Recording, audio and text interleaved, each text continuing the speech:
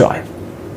প্রধানমন্ত্রীর আইটি উপদেষ্টা ডিজিটাল বাংলাদেশের অন্যতম রূপকার এবং যার হাত ধরেই আগামীতে আওয়ামী লীগ সরকার স্মার্ট বাংলাদেশ গড়তে যাচ্ছে। তিনি এখন বাংলাদেশে থাকেন না, মার্কিন যুক্তরাষ্ট্রে অনেক বছর ধরেই তিনি অবস্থান করছেন।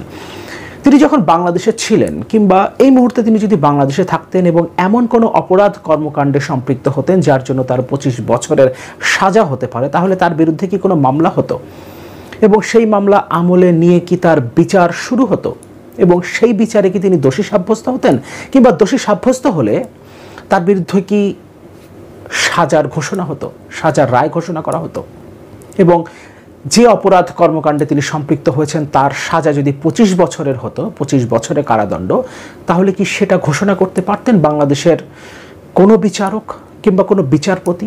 নিম্ন আদালত তো বটেই, উচ্চ আদালতের বিচারক কিংবা প্রধান বিচারপতিও কি প্রধানমন্ত্রীর পুত্রের বিরুদ্ধে এমন কোনো সাজার রায় ঘোষণা করতে পারতেন? কিন্তু তিনি যেহেতু বাংলাদেশে অবস্থান করছেন না, মার্কিন যুক্তরাষ্ট্রে অবস্থান করছেন, মার্কিন যুক্তরাষ্ট্রে তিনি কোনো রাষ্ট্রপতির ছেলে হন কিংবা কোনো দেশের প্রধানমন্ত্রীর সন্তান হন, আপনি যদি কোনো অপরাধ কর্মকাণ্ডে সম্পৃক্ত হন এবং সেটা যদি প্রমাণিত হয়, যদি আপনি দোষী সাব্যস্ত হন, তাহলে সে দেশের নিয়ম অনুযায়ী আপনার যে সাজা হবার সেটা আপনাকে ভোগ করতে হবে, আপনার বিরুদ্ধে সাজার রায় ঘোষণা করা হবে।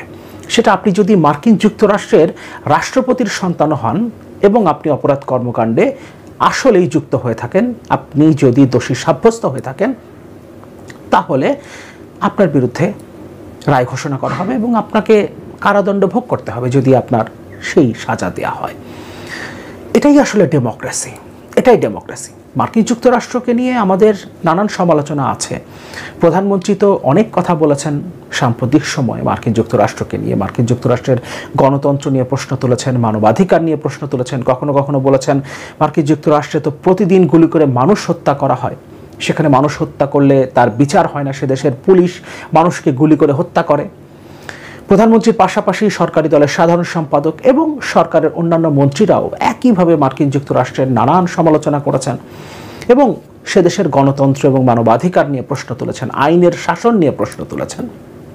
এমনকি শুধুমাত্র সরকারি দল কেন, বিরোধী দলের অনেক নেতা মার্কিন সাম্রাজ্যবাদ, মার্কিন আধিপত্যবাদ এই শব্দগুলো ব্যবহার করতে না পারলে তাদের বক্তৃতাই সম্পূর্ণ হয় না।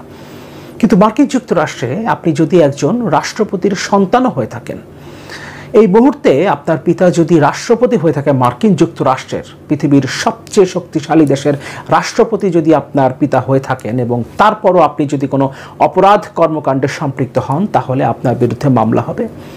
সেই মামলা আমলে নিয়ে আপনার বিচার কাজ শুরু হবে, আপনার বিরুদ্ধে সাক্ষ্য দিতে পারবে, নির্ভয়ে মানুষ সাক্ষ্য দিতে পারবে এবং আপনি যদি দোষী সাব্যস্ত হন তাহলে আপনার বিরুদ্ধে সাজার রায় ঘোষণা করা হবে এবং যে রায় ঘোষণা করা হবে সেই সাজা আপনাকে ভোগ করতে হবে, আপনি যদি দেশের প্রেসিডেন্টের সন্তান হন। এটাই ডেমোক্রেসি, এটাই ডেমোক্রেসি। মার্কিন যুক্তরাষ্ট্রের নানান সমালোচনা আমরাও করেছি, বিশেষ করে সাম্প্রতিক সময়ে বাংলাদেশের জনগণ মার্কিন যুক্তরাষ্ট্রের বিরুদ্ধে তাদের এক ধরনের ক্ষোভ আছে। কারণ 7 জানুয়ারি নির্বাচনের আগে মার্কিন যুক্তরাষ্ট্র যে অবস্থানটা নিয়েছিল, একটা অবাধ, সুষ্ঠু, নিরপেক্ষ এবং অংশগ্রহণমূলক নির্বাচন আয়োজনের জন্য হাসিনা সরকারের উপরে প্রচণ্ড রকম চাপ দিয়ে যাচ্ছিল।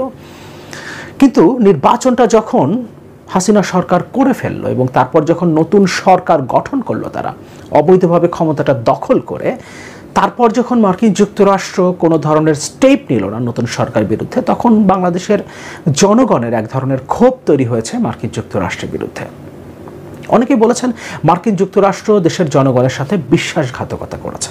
কিন্তু এখানে প্রশ্ন হচ্ছে, মার্কিন যুক্তরাষ্ট্রের প্রেসিডেন্ট কিংবা মার্কিন যুক্তরাষ্ট্রের কোনো প্রতিনিধি, অনেক প্রতিনিধি বাংলাদেশে এসছেন, নির্বাচনের আগে এসছেন, নির্বাচনের পরে এসছেন, কয়েকদিন আগে ডোনাল্ড লু এসেছিলেন, কিন্তু নির্বাচনের আগে দফায় দফায় মার্কিন যুক্তরাষ্ট্রের বিভিন্ন পর্যায় থেকে এসেছেন প্রতিনিধিরা। কোনো প্রতিনিধি এসে কি বলেছেন আমরা আপনাদেরকে গণতান্ত্রিক ব্যবস্থায় ফিরিয়ে নিয়ে আসব, কিংবা এই সরকার এই ধরনের কোনো নির্বাচন আয়োজন করতে পারবে না, যে কোনোভাবে আমরা সেটা প্রতিহত করব, কিংবা আমরা আপনাদের ভোটাধিকার ফিরিয়ে দেব, আমরা আপনাদের গণতন্ত্র ফিরিয়ে দেব, এ ধরনের কোনো কথা কি তারা বলেছেন? কোনো বিশ্বাস তারা দিয়েছিলেন যে বিশ্বাসঘাতকতা তারা এখন করেছেন? আমরা কতটুকু এগিয়েছি? মার্কিন যুক্তরাষ্ট্র কিংবা পশ্চিমা বিশ্ব বা যে কেউ আসলে কি করতে পারে? আমাদের যে গণতান্ত্রিক লড়াইটা, গণতন্ত্র ফিরিয়ে আনার জন্য যে লড়াইটা দেশের জনগণ করছে, বিরোধী দল করছে, সেখানে মার্কিন যুক্তরাষ্ট্র যেটা করতে পারে সেটা হচ্ছে একটা নিয়ামক শক্তি হিসেবে, একটা ক্যাটালিস্ট হিসেবে কাজ করতে পারে, এবং ক্যাটালিস্ট হিসেবে তারা কাজ করেছে। 2021 সালে র্যাবের উপরে যখন স্যাংশন দেওয়া হলো, র্যাবের সাবেক বর্তমান কর্মকর্তা সহ, তারপরে কিন্তু বিরোধী দলের নেতাকর্মীরা রাস্তায় নামার সাহসটা পেয়েছে। কারণ ড্রামাটিক্যালি গুম এবং বিচার বহির্ভূত হত্যাকাণ্ড কমে গিয়েছিল 2021 সালের পর থেকে, 2021 সালের ডিসেম্বরে মার্কিন যুক্তরাষ্ট্রের নিষেধাজ্ঞার পর থেকে। এবং যখন ভিসা নীতিটা ঘোষণা করা হলো, তারপর বিরোধী দলের নেতাকর্মীরা আরও বেশি মাত্রায় অনুপ্রাণিত হয়ে রাস্তায় নামতে পেরেছে, এবং সরকার তাদের উপরে অত্যাচারের মাত্রাটা তাদেরকে কমাতে হয়েছে। তারপরেও সরাসরি গুলি করে মানুষ হত্যা করেছে সরকারের বিভিন্ন বাহিনী, কিন্তু তারপরেও সেই মাত্রাটা কম থাকার কারণে মানুষ কথা বলতে পেরেছে, বিরোধী দল রাজপথে লড়াইটা করতে পেরেছে। কিন্তু তারপরও আমরা সফল হতে পারিনি, এবং তারপর আমেরিকা নতুন সরকারের বিরুদ্ধে কোনো ধরনের স্টেপ নেয়নি। হ্যাঁ, এতদিন পরে এসে ডোনাল্ডোর সফরের পর আমরা দেখলাম সাবেক সেনাপ্রধান আজিজের বিরুদ্ধে একটা নিষেধাজ্ঞা দেওয়া হয়েছে, যদিও স্টেট ডিপার্টমেন্ট বলেছে এটা কেবলমাত্র একটা শুরু, সামনের দিনে এই প্রক্রিয়া চলমান থাকবে, দেখা যাক সামনের দিনে তারা কি করে। কিন্তু এখন পর্যন্ত দৃশ্যমান আর কোনো পদক্ষেপ নিতে দেখা যায়নি মার্কিন যুক্তরাষ্ট্রকে। অ্যাকচুয়ালি মার্কিন যুক্তরাষ্ট্র যেটা করতে পারে, আমরা যদি গণতান্ত্রিক লড়াইয়ে 2 পা আগাই, তাহলে তারা আরও 1 পা এগিয়ে দিতে পারবে, একটা ক্যাটালিস্ট হিসেবে কাজ করতে পারবে। কিন্তু আমরা যদি 2 পা না আগাই, তাহলে তারা আমাদের জন্য কিছু করতে পারবে না, এটাই বাস্তবতা। এবং তারা আমাদের সাথে বিশ্বাসঘাতকতা করেছে বলে আমরা অনেকে মনে করি, কিন্তু তারা আমাদেরকে এরকম কোনো বিশ্বাস কখনো দেয় নাই যে তারা আমাদেরকে গণতন্ত্রটা উপহার দেবে। যেভাবে আমাদের প্রধানমন্ত্রী তার পিতা সম্পর্কে বলেন, বঙ্গবন্ধু আমাদেরকে স্বাধীনতা উপহার দিয়েছে, আমেরিকা কিন্তু এমন কিছু বলেনি যে তারা আমাদেরকে গণতন্ত্রটা উপহার দেবে, মানবাধিকারটা আমাদেরকে উপহার দেবে। তারা গণতন্ত্র ও মানবাধিকারের পক্ষে কথা বলেছে, এবং সরকারকে যতটা সম্ভব তারা চাপে রেখেছে, সংযত রেখেছে, যাতে ন্যূনতম স্পেসটা তৈরি করা যায়, গণতান্ত্রিক একটা স্পেস তৈরি করা যায়, যে স্পেস ব্যবহার করে বাংলাদেশে গণতন্ত্রের জন্য যারা লড়াই করেছে তারা লড়াইটা কন্টিনিউ করতে পারে।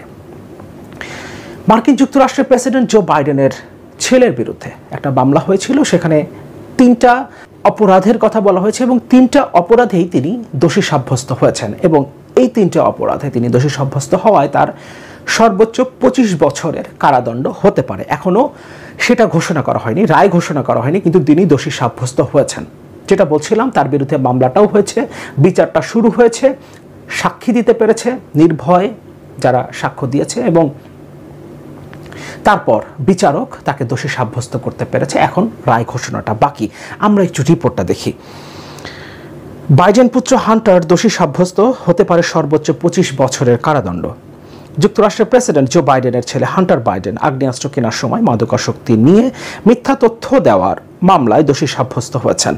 যুক্তরাষ্ট্রের ডেলাওয়ার অঙ্গরাজ্যের একটি আদালত আজ মঙ্গলবার এ বিষয়ক ফৌজদারি অপরাধের 3টি অভিযোগেই তাকে দোষী সাব্যস্ত করে রায় দিয়েছেন। এসব অভিযোগ প্রমাণিত হওয়ায় হান্টার বাইডেনের সর্বোচ্চ 25 বছর পর্যন্ত কারাদণ্ড হতে পারে।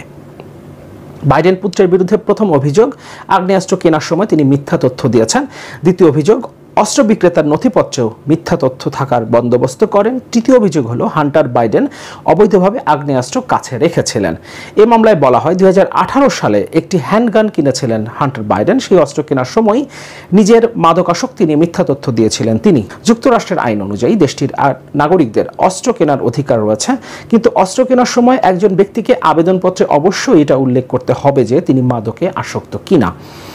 এই মামলায় হান্টার বাইডেনের সর্বোচ্চ 25 বছরের কারাদণ্ড হতে পারে। আগ্নেয়াস্ত্র কেনার সময় মিথ্যা তথ্য দেওয়ার জন্য সর্বোচ্চ 10 বছরের কারাদণ্ড হতে পারে।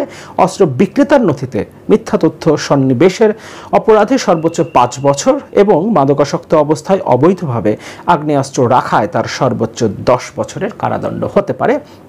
এটা মার্কিন যুক্তরাষ্ট্রের প্রেসিডেন্ট জো বাইডেনের ছেলে হান্টার বাইডেনের বিরুদ্ধে মামলা হয়েছিল, এবং তিনি দোষী সাব্যস্ত হয়েছেন, এবং তার বিরুদ্ধে হয়তো কয়েকদিনের মধ্যেই রায় ঘোষণা করা হবে।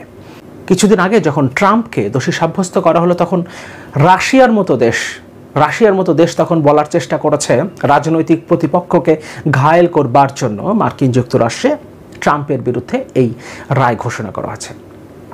কিন্তু বাস্তবতা হচ্ছে জো বাইডেন মার্কিন প্রেসিডেন্টের ছেলেও দোষী সাব্যস্ত হয়েছেন মার্কিন আদালতে। রাশিয়ার প্রেসিডেন্ট ভ্লাদিমির